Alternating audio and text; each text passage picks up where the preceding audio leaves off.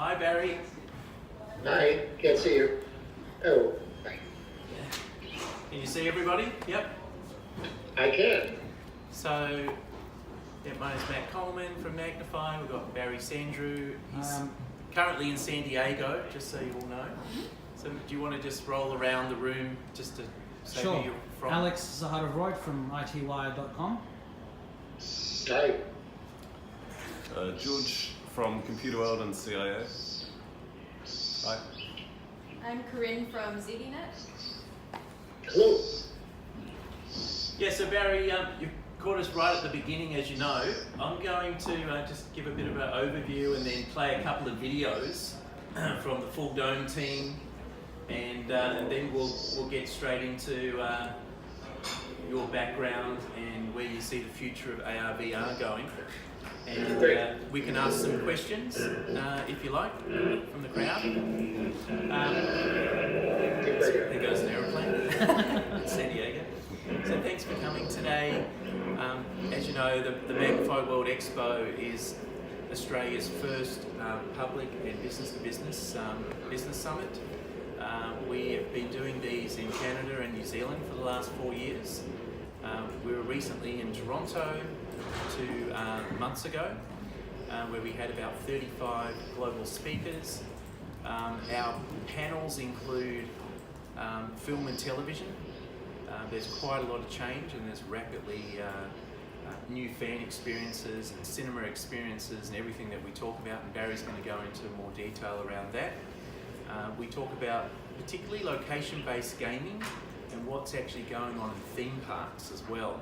Because there's mini theme parks and what Universal Studios are doing, and all these large parks and are trying to attract a new and younger audience, and VR seems to be leading the way there. The other combined panel with that is tourism as well. There's a lot of 360 VR experiences that, for example, the Flight Centre are trying to attract new clients by putting on a headset when you walk into their retail environments now. Most of the airlines are testing VR out as well in the lounges and all those sort of things to enhance the experience. Two of our sponsors actually the Victorian government as well. They have the naming rights to the event in Melbourne, which is on Friday, August 24th and Saturday, 25th. We also have some sponsorship from various local companies from right around Australia, and a number of US speakers coming in. The other panels are leading into advertising and branding, and we have the CEO of Snapchat speaking before that. And then we have another gentleman from the UK called Dougie Hogg, who's just released a book on privatisation of data and how emerging technologies will be affected and how much your personal data is worth. And that's another keynote which will be really interesting. I'm just going to play a couple of videos. This one is from a Russian company that's been one of our big supporters right around the world. They have sold about 300 of these domes to tourist destinations. I'll give you a sense of what this is through the video, but it's about 50 people. You can walk in, you don't need a virtual reality headset, and you just lie back on a beanbag and you're fully immersed in a VR environment. Just wondering if it's worth muting, Barry, as opposed to muting. Yeah, we'll just mute you for a moment while we play these videos, Barry. I'm all for that. Actually, I don't know if you can. We might have to go down to the volume control. Well, that's muting us actually. But Yeah, that's muting us. but you can go to the volume control and just pull it down specifically for Skype. Sorry, you want to do it on that screen?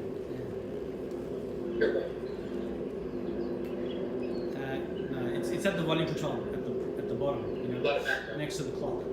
Next to the clock. Yeah, you click on that, and then if you right click on the volume control, and then you go into open volume mixer, and then you should be able to pull Skype right down the bottom. Well, just click the bottom at the bottom. That's it. You're unbelievable. You're not a technology expert. Are you serious? Yeah. Well, that's something new. Yeah, that's been there for some years. Thank you. Took you to bring it here. Okay, so if you just want to full screen that one. Yep. This is just a minute long, so it gives you this is my favourite experience and been the most popular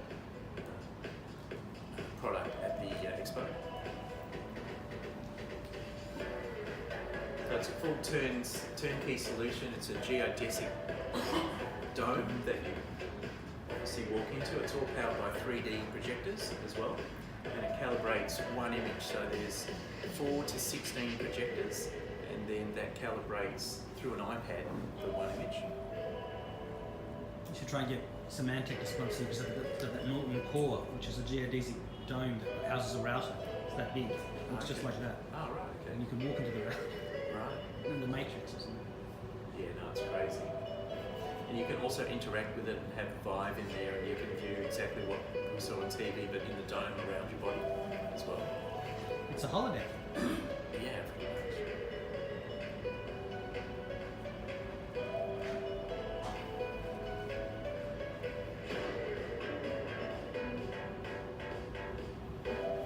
That particular video there is called Android Jones. It's a project they made at their Chiang Mai production facility, where they actually manufacture all the domes now. And that's been the biggest hit at Coachella and Burning Man, and a lot of other entertainment festivals as well around the planet. The domes go up to 1,000 people, would you believe? So I can imagine Coachella yeah. would be fun, given what else happens at Coachella. So our one is 50 people though. Now, yeah, go for it. So this is downtown Los Angeles-based company called Neuroscientist, and they've just developed a volumetric tool that enables you to capture video in pretty much real time in 3D spaces. I can send you the video links afterwards. They also created the game you saw over here as well. Should have had the dome set up here so we could talk to Barry in the dome. Yeah. We'll have it at the expo. It's too That's large. So what you do, what you're seeing here is the 3D objects that they capture, and you've got a headset on, and you can basically walk around these 3D images as if you're there, of course. As you can see, it looks. This is all 3D. This is like 3D real, which is what's so amazing. They've spent $4 million in the last 4 years developing this, and it's only just coming out now. They've done a couple of trials in the US. They worked with an advertising agency shooting a Mercedes-Benz commercial, and the directors were in different cities, in Toronto and Los Angeles and New York, so they could all go in VR and talk to each other, and then talk about where the best shots are. And there's a great video that's just been released on how the production process was used in VR to shoot the new car commercial.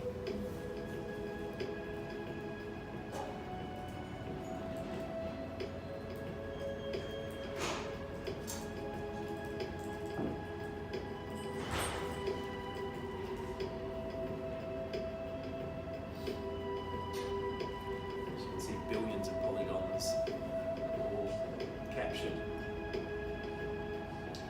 I've had about an hour in this when I was in downtown in their office, and it's truly amazing. You can choose which, from every camera that's ever been released, you can actually choose which camera setting and what brand you want to shoot that commercial in. So the director and producers can actually see every angle, every new angle in real time right across the world. So it's really cool.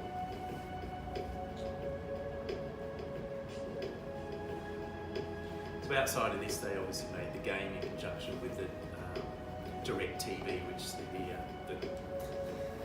game you are playing over there. It's the Mercedes, it's called. Okay, well I think that's enough there. We'll be back to you, Barry. I'm sure you can hear us.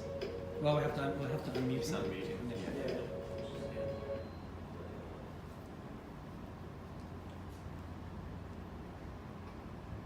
So yeah, a couple of highlights from the show. Just move that. Oh yeah, there we go. And sorry, I was just out on the phone earlier. Matt, did you just give an overview of who will be at the show and some of the Oh, speakers yes. that you've got coming? Yeah, we Alright. pretty much covered it, did you? Yeah, you Can you hear us, Barry? Yeah, I can. Alright, perfect. Just before you kick off, Barry, did you guys have any other questions, or should we just go straight into The the show is the first time in Australia, right? That's right. But Yes. Yeah. And why why now here? First time. It's only because we've been concentrating in Canada and New Zealand markets. We approached various states of Australia, the government here, and we've combined the Melbourne Festival with their Digital Innovation Festival. It's called DIF, and they run a 2-week innovation program to celebrate technology in Victoria, and they wanted us to be the lead event because they didn't have an AR/VR conference. So they've got, you know, new tech conferences and AI and robotics and all the other emerging technologies, blockchain, but they didn't have anything around the AR/VR, so it was good timing. And the Minister, Philip Deladakis, has supported the whole project, and they've purchased the naming rights. So that's how it all sort of came together with their festival. And the Victorian government's doing a lot to position themselves as a you know, a sponsor of technology. Just give perhaps just a quick example of the school that's just opened. So they've just built 3 high-tech schools, they're calling them. They've spent $148 million on one in Werribee, which we've got their CEO speaking, Brenda Frisk. They're all designed for high school students for education, would you believe? So they're educating high school students the future jobs, basically, creating and assisting there. So they're doing AR, VR, they're doing AI, robotics, animation design. I think they're actually looking at installing a dome so they can actually film and test that sort of environment for them. Fox Studios, I know they've got a small dome for testing the IMAX theatre, which they purchased from Full Dome Pro as well. But that's a smaller version we could actually have above our heads. You just plug in your laptop and away you go. Yeah. Okay, Barry, thanks for joining us, listening in. Do you want to start with your film background or your neuroscience background, how you sort of got into everything here? Sure. Could you mute you? Could you sound off like you're the toilet, heads in the toilet, the other? I have to ring back. Hang on. Yeah, that wasn't very clear, Barry, so we'll just... Try that again because it just cut out a little bit. Okay. Yeah, I wanted you to That's mute good. yourself. Mute yourself. Mute. Mute. Yeah, that's it. Yes. So that on the left there, the one in the second from the left, the microphone on the left, the blue one at the bottom of the screen. There we go. Yeah. Okay, it's muting right now. That's great. It's not that I don't want to hear you. It's just that you all sound like you're in a toilet, or I'm in a toilet. I don't know which ahead, but it's distracting. You can hear me, can't you? Raise your hand if you can. Okay, cool, great. Yeah, I started my career as a neuroscientist at Harvard and Mass General Hospital. Prior to that, Columbia College of Physicians and Surgeons. And I was involved with medical imaging and digital medical imaging during the pioneering days of CAT scan and PET scans and MRI and that sort of thing. And some investors approached me to invent a process for colorization of black and white movies. The reason is because if you take a public domain feature film and colorize it, you can own the copyright to that colorized version for 95 years as a derivative work. So obviously there's a great incentive to do that, and it wasn't lost on Ted Turner because that's why he hired me to do all of his movies as well. Colorization taught me a great deal because coming from academia, I really didn't know very much about the movie industry. And you have to understand that when I first started doing this, the movie industry was not digital, it was all analog. And what I had to do to invent digital colorization is actually invent digital, I had to create a DI. I created the very first DI, and that was with Bells of St. Mary's with Bing Crosby. Because in order to apply color digitally, you're going to have to actually use black and white images that are converted to digital. And so it turned out to be a very successful process. It created a great deal of controversy, but controversy was pretty much irrelevant. I mean, the more people complained, the more revenue went into the pockets of my investors, to be frank. And really, it amounted to giving the public a choice. And that's really the lesson that I learned there. And we'll get to everything else later, but it all follows a line. Frankly, I felt that who wouldn't want to watch a movie like It's a Wonderful Life in color? I mean, why would you want to watch it in black and white when you can add gels, you can add effects, and you can actually enhance the mood of the feature film this way? And you really can. Well, I found we got a cultish following. I mean, it was a mass following. It was very successful, actually. But there were people that I learned really, they felt that color got in the way.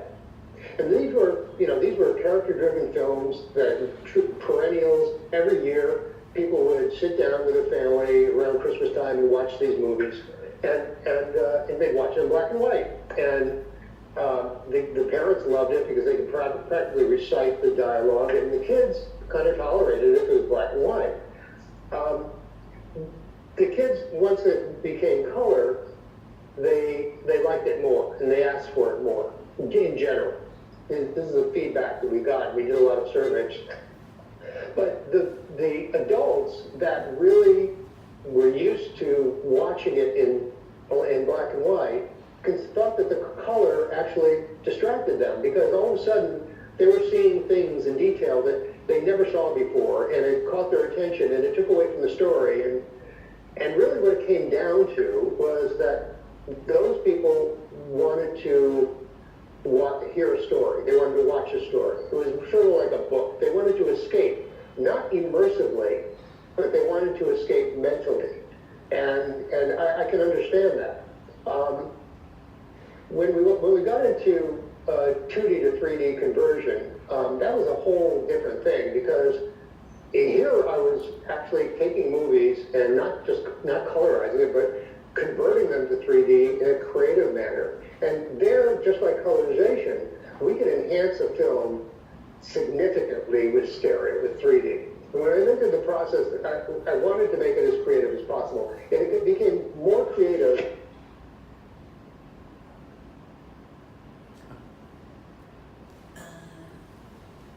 Why that just suddenly went. He must have just pressed a button. Hey, we just lost your sound. Can you just check that at your end?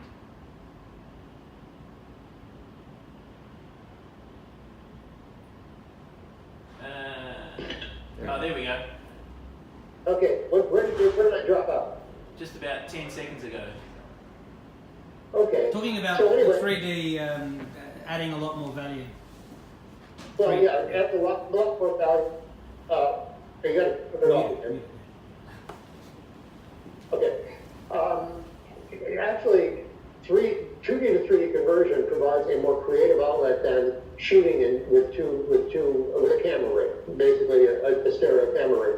And I can get into why anytime you want, because I have valid proof that the quality is significantly better, but also the creative options are significantly more. And you could take Poltergeist. When we did Poltergeist, there are so many subliminal things in there to make it more exciting and to actually recruit primitive parts of the brain, because what you're doing in many cases is you're infringing on the personal space of the audience in a very real sense. You're not only opening up the whole screen and removing the fourth wall and making the screen as deep as infinity, but you're also bringing all of the action into this theater and literally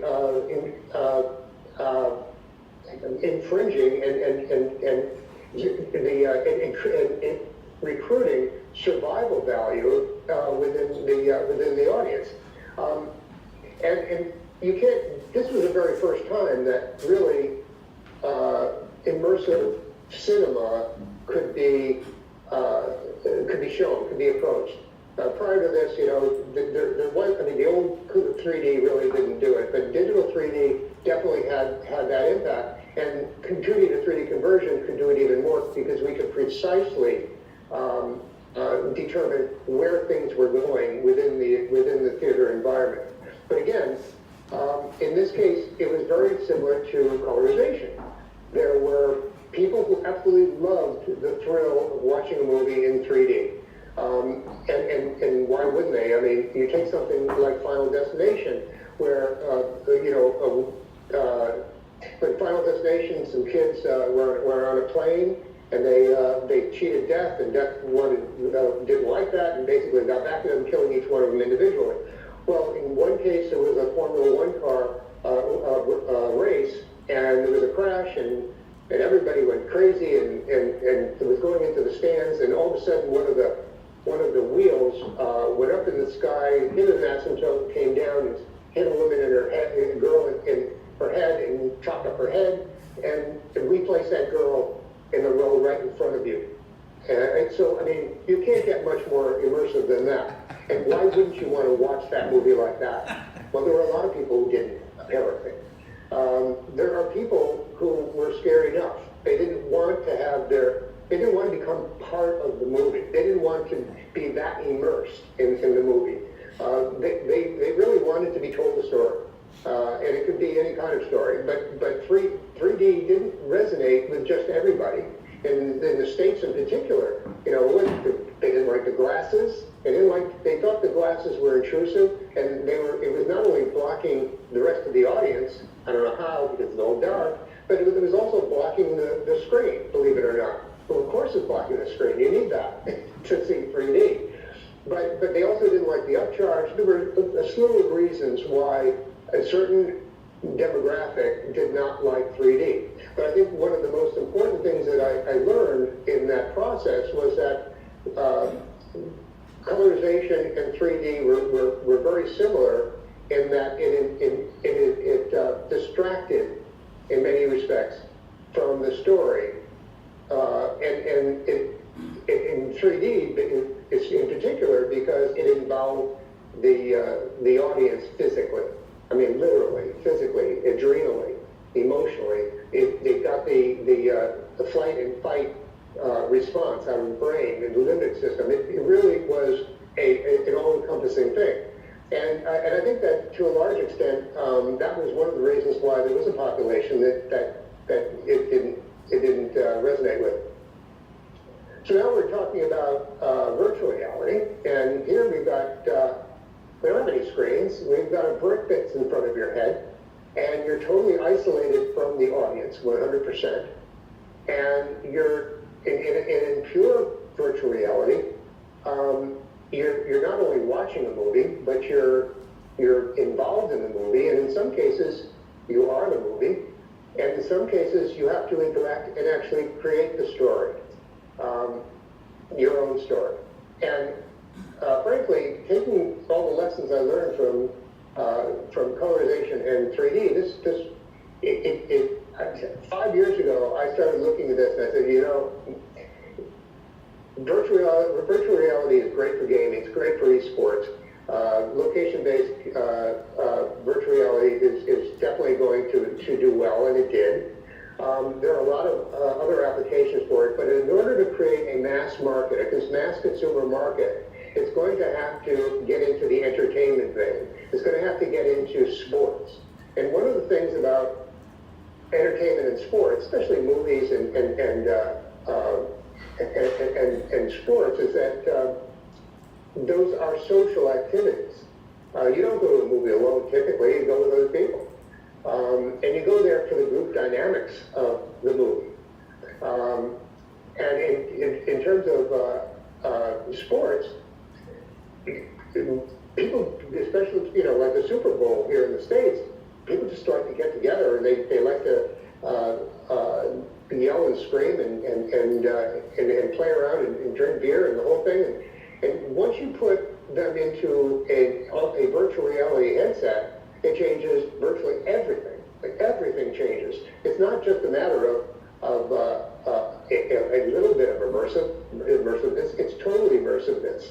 And for entertainment and sports, I just didn't feel, and I think I'm right, at least the industry has, so far has kind of proven me right, that it's not going to create a mass consumer market. You're going to get it in other things, but you're not going to get it in that.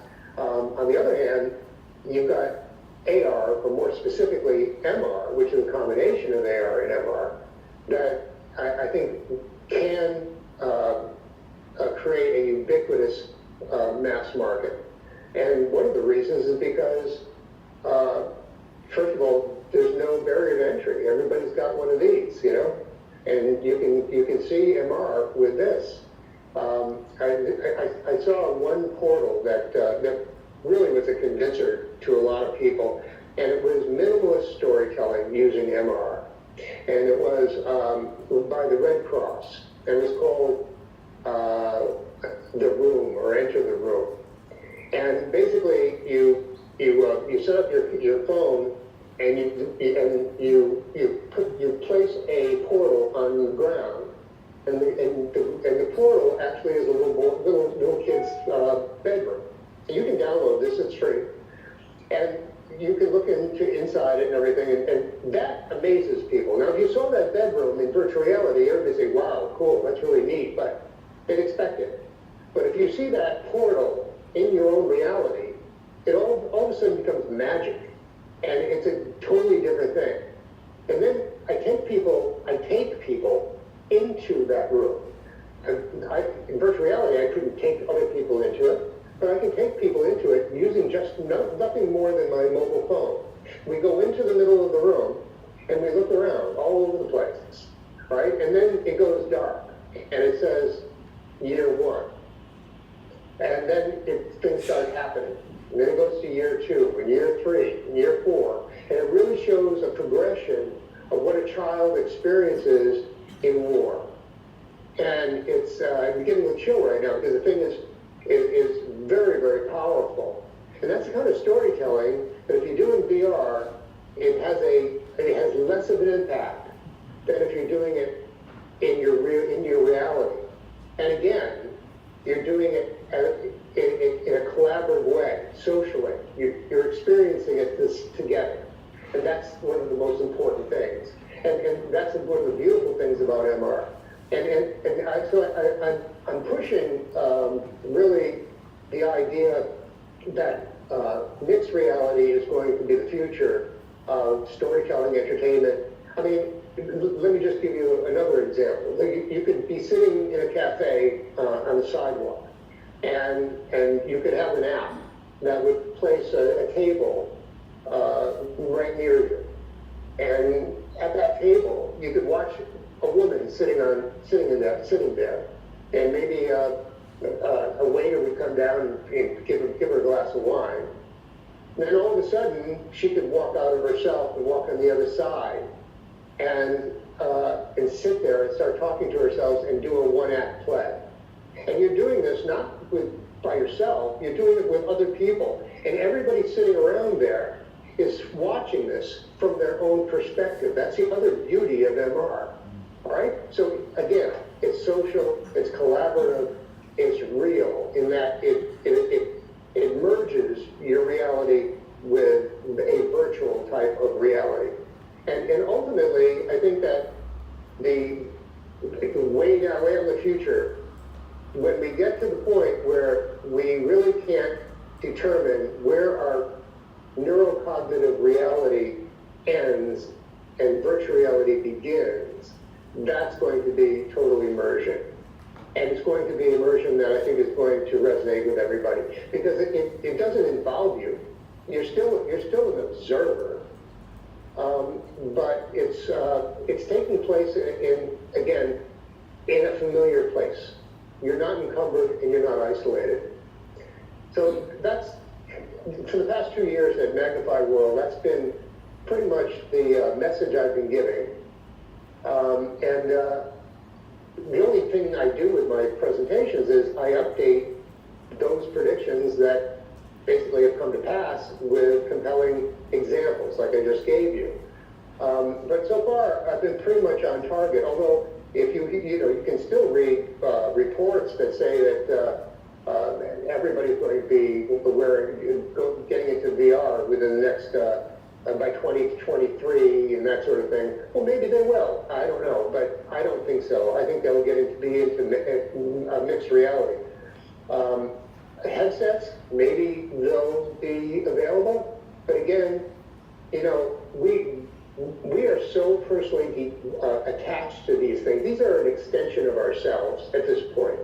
So it's not terribly awkward for us to hold this thing up and actually watch something. I mean, do you remember when people were saying you're going to be able to watch movies on your mobile phone, and people said, I'm just not going to watch a movie on this? Everybody does it. So the thing is that to use this to actually watch the scenario that I presented to you in terms of a cafe or whatever, or enter the room, it's not foreign and it's not awkward. And I think that this is what's going to actually define where we're going to be going in terms of alternative realities. Make sense? Yeah, thanks for that, Barry. I just have a question about where you see the future of headsets going in regards to the mixed reality headsets. Like, obviously we've chatted about Magic Leap, and there's another 10 other headsets out in the market. There's the HoloLens. What are your thoughts on the take-up in the coming years? I really can't say. That is great. One of the biggest problems that you're dealing with right now is field of view. You got to turn that down. It's field of view. Nobody's been able to tackle that, and they have to do that before it's going to be acceptable. I have no idea what Magic Leap of Faith, I call it Magic Leap of Faith because you've got $2.4 billion into something that nobody's ever seen and nobody knows anything about, other than watching a whale jump out of an auditorium with a bunch of kids that don't have any glasses on. We don't know very much about it, and so far, the demos that they've been coming out with in the past couple of months have not been terribly compelling. And they're certainly not the type of eyewear that you would wear in a restaurant or anything like that, and you can't wear them outside from what I understand. So I don't know where that's going. All I do know is that for the sake of the industry, I sincerely hope they come out with something that's totally mind-blowing. When you start talking about a system that proprietary hardware, proprietary software, and proprietary content, and proprietary operating system, you're talking about an Apple, and maybe $2.4 billion is the way you can build a virtual reality Apple, and maybe that's where he's going. But it has to be something very, very significant that's going to drive the industry, create jobs, and actually inspire innovation in mixed reality. Because if it doesn't, it's going to hurt the whole industry. Let's be frank about it. You give a whole bunch of innovators in mixed reality $50 million, and they're all off doing all their unique stuff, a whole variety of stuff.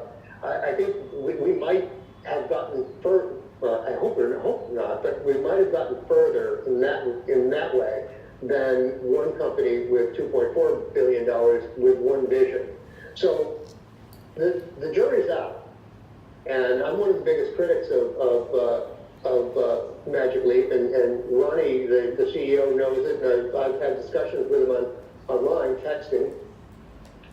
But and I told him, you really have to come out with something that's going to blow away people. One of the problems with what he's done is, he set himself up to overpromise and underdeliver, and it's too bad. That's not the way you do things. I'm hoping for the best. I swear to God, I'm hoping for the best. But we'll know very shortly. Other than Magic Leap, there isn't anything terribly exciting. There are some good. I mean, ODG has some good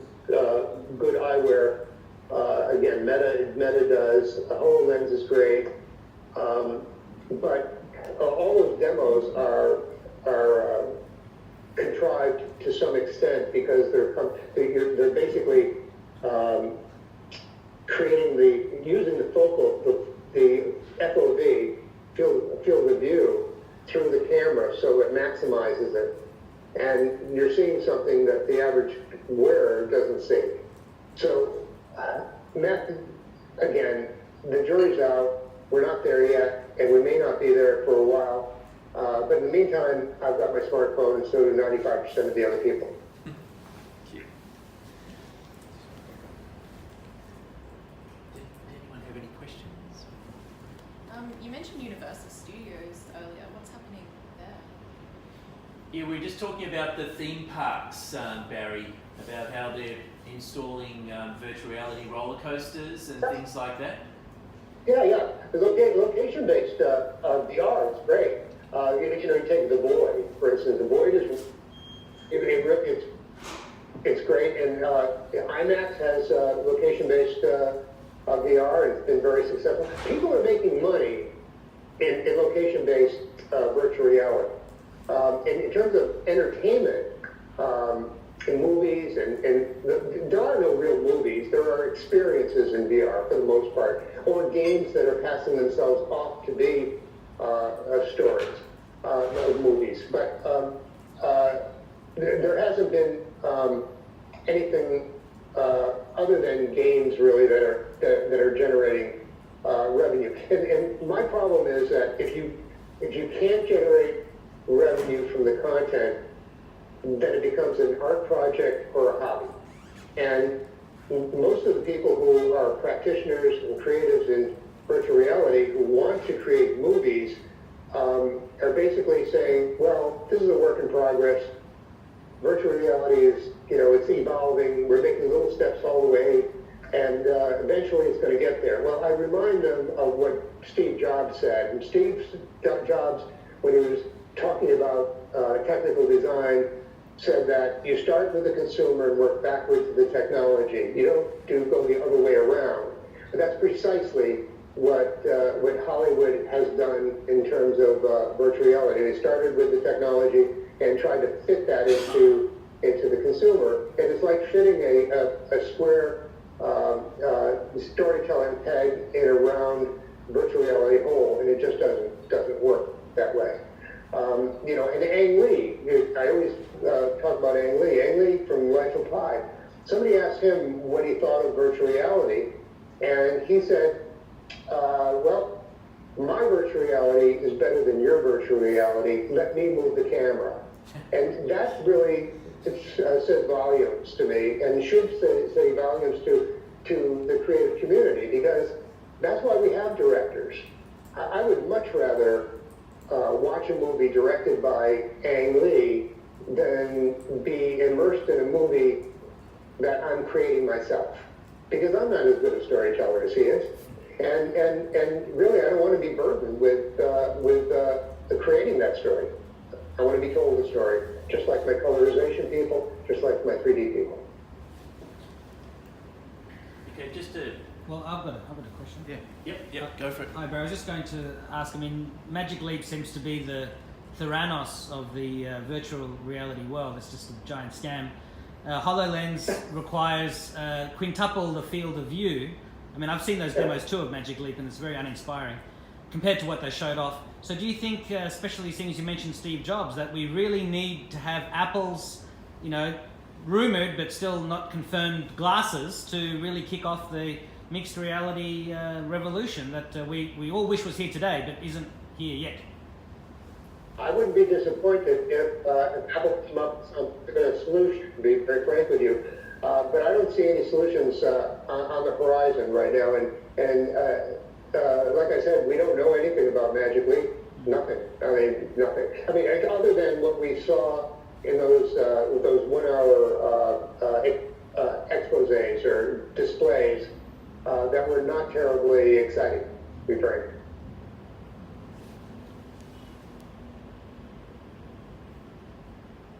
Just to go back on the theme park question, he mentioned the Void. I've actually tried the VR experience at Madame Tussauds in New York, and it's and that was my first backpack experience maybe 18 months ago, and you did feel like you were walking off the edge of a building and shooting things, and the Void, I think, has probably raised, I don't know how many tens of millions to expand around the world. They're originally from Utah, but they're now expanding into theme parks and various other attractions like Madame Tussauds, so it's another sort of successful location-based gaming example. Did you have a question? Yeah, sure. I wonder what you think it will mean then for going into the cinema. I mean, will the experience of going to a cinema continue much as it is, and people will do virtual reality outside? I'll repeat that. How does the future of going to the cinema, how do you think that's going to be now and into the future? How is that going to change? Is it going to change? I think there's going to be innovations in cinema. The widescreen, I'm talking about, sort of surround screen and that sort of thing, to a certain extent. I mean, one of the other problems with people who are trying to create virtual reality movies is that they're creating all this extraneous stuff at 360 degrees, and that's very expensive to do, especially when none of that stuff matters. You know what I mean? So there's a cost associated with all of that. And frankly, if you can't direct it, then you shouldn't be producing it. So if you can't direct the audience attention, all the other stuff is pretty much extraneous. I know that's not answering your question, but what's happening in cinema is you're going to have a high dynamic range, you're going to have laser projection, you're going to have all of these things that are going to make movies the way they really should look. I'm talking about digital movies the way they really should look. You're going to get the brightness that really matters. I mean, that's one of the biggest problems with theaters today. They're just not bright enough. When I put Top Gun into 3D, I went to I was at Cameramage in Poland where we showed it. It's a big conference for cinematographers, and it was about 3.5 foot lamberts, and it was dark, and somebody in the audience basically said I didn't know it was film noir, and it wasn't, obviously. But that's really what it's all about. Movie theaters, in order to compete with the home entertainment market, because the televisions are going to have HDR, they are high dynamic range, they are going to have high resolution, and in order to compete with that, they have to step up too, and they have to make theaters more compelling, and they have to create a reason to actually go to the theater, and I think that's where it's all going to be going. But that's just basic stuff. That's just a basic evolution of traditional theater. But again, I think that's where the general public, the mass market, is going to go.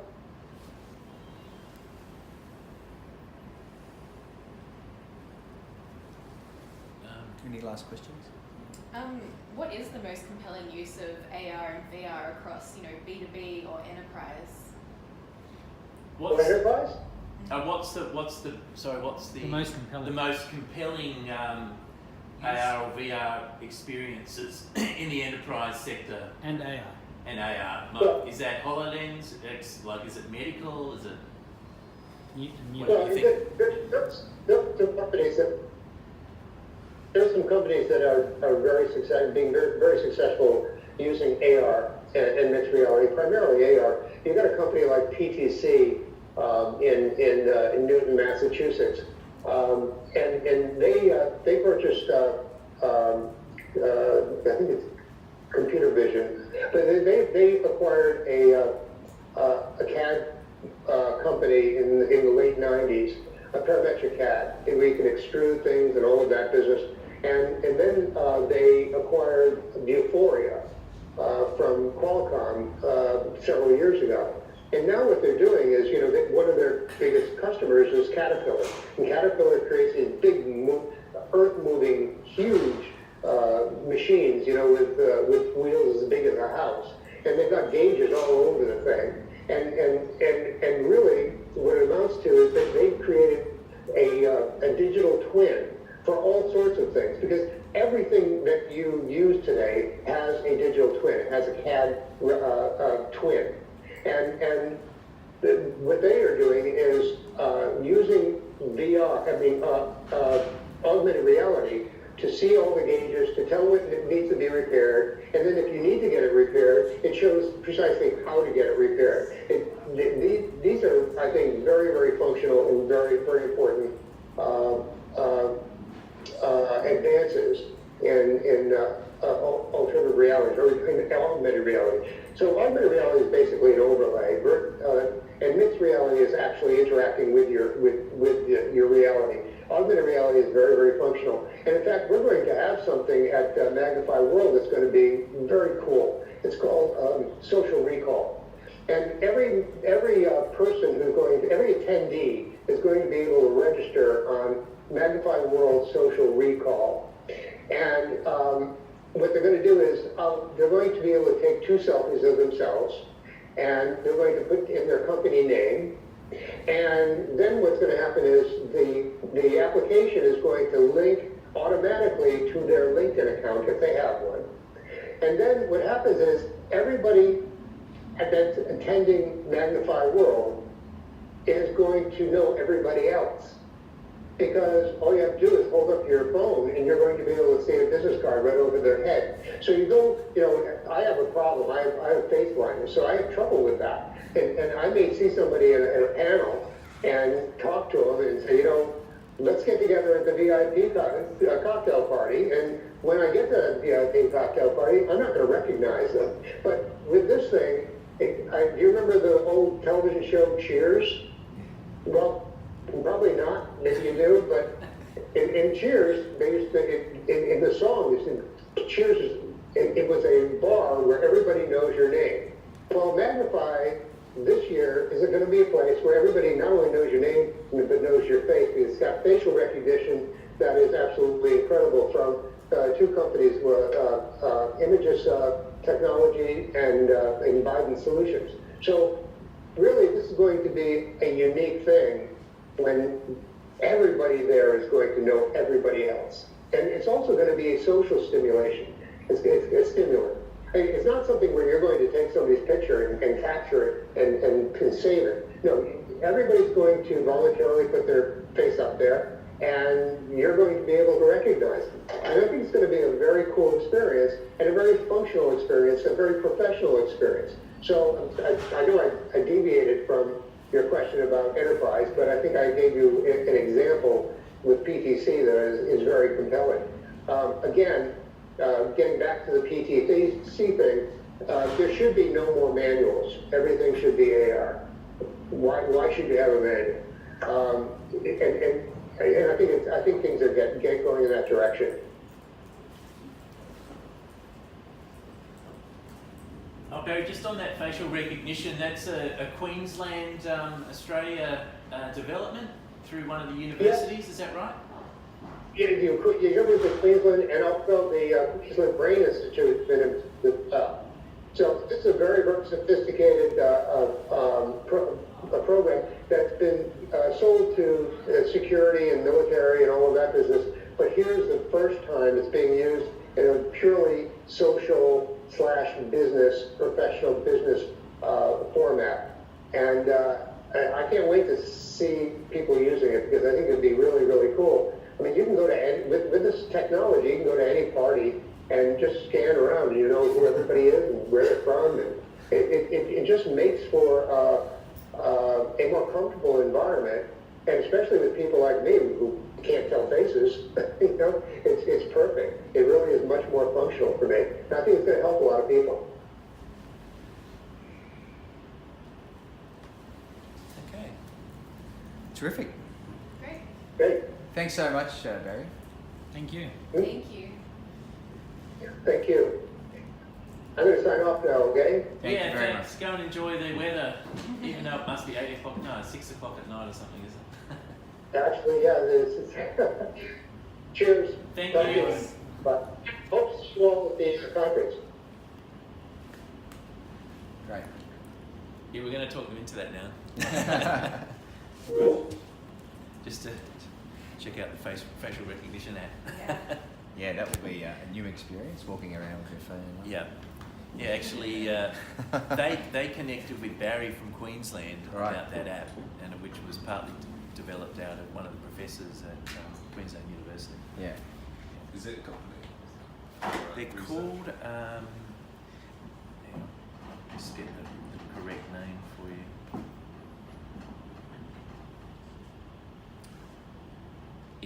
IMAGUS, Magnus Spark. That's the app.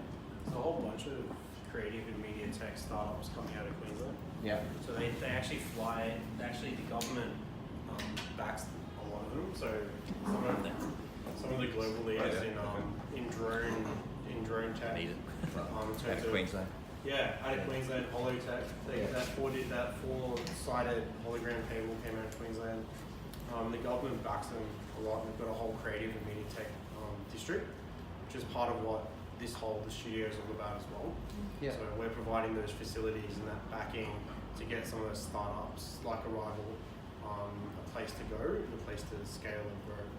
So providing kind of gigabit internet, providing studio facilities, giving them access to people like Barry, and getting experts and residents around like David McKee, who we've got on board, and Mark Pesci, who's a futurist on board as well.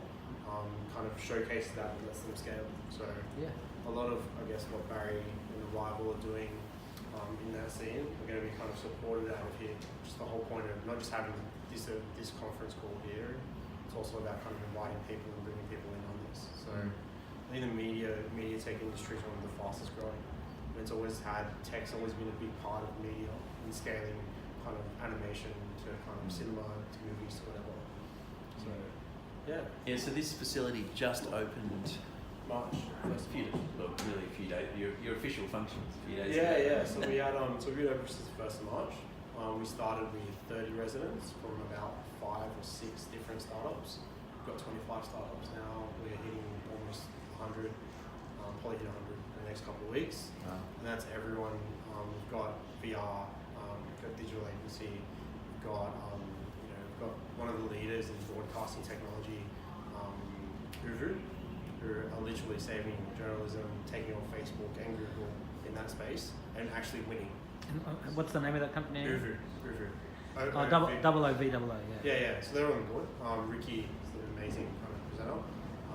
And then you've got people like Rock Mellon helping families and children globally with autism, and trying to show that technology can actually be an enabler of kind of successful social integration, but also an enabler of education, an enabler of kind of individual success for people with those issues. So there's a full range of those here. So it's everything in the communications. We've even got a blockchain one. We've got a AI-based one as well. So there's quite a few different startups here that are going to be kind of eventually in the same kinds of discussions. So yeah. Cool. Great, Stephen. All right. Feel free to play the game. Yeah.